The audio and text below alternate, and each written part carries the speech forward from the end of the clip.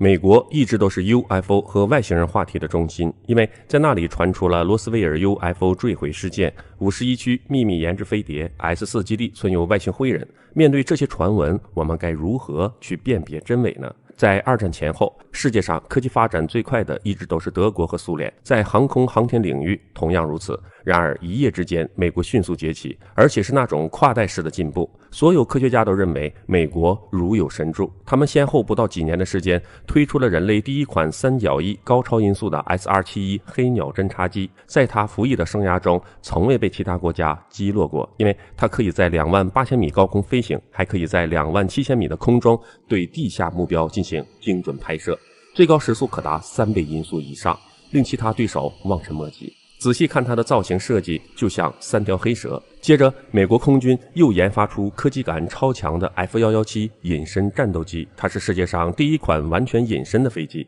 再看它 B-2 隐身战略轰炸机，从30多年前推出到现在，相关技术仍然是遥遥领先。而还有一款超级飞机，据传仍然处于绝对的保密状态，它就是 T-23B。没人知道它是否真实存在。根据传出来的数据看，它是第一架能够在空中、水中和太空飞行的飞机。外形采用无视空气动力学原理的三角形，最重要的是它采用的是反重力推进系统。虽然这听起来有些玄幻，但美国秘密研究反重力技术已经有70多年的时间了。事实上 T-23B 这个传说也已经存在很长时间，但它从未被相机或其他监控设备捕捉到。但有人相信，在51区和格鲁姆湖上空出现的黑色三角形状的 UFO 很可能就是美国秘密研制的 T-23B。 据传 T-23B 早在1993年的时候就参与了实战，其原理是利用核电来激发反重力效应，为其提供强大的动力。机体外壳采用极为先进的聚合物，可以有效吸收雷达波段，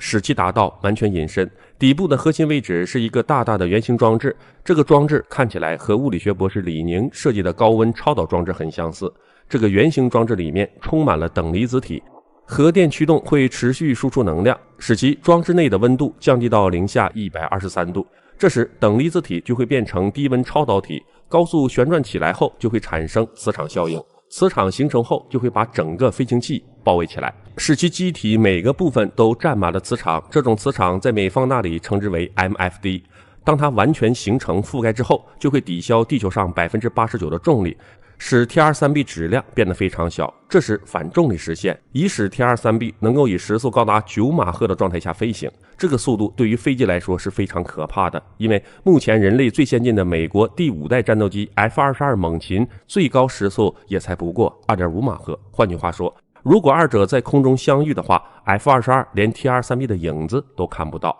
当 T-23B 超过9倍音速飞行时，由于它采用的是反重力飞行，没有零部件和发动机，所以它不会发出任何声音，这就给目击者造成了是瞬间消失或瞬间出现的假象。除此之外，它还可以做出直角转弯或直线上升的高难度动作，坐在驾驶舱里的驾驶员也不会因为惯性问题而粉身碎骨。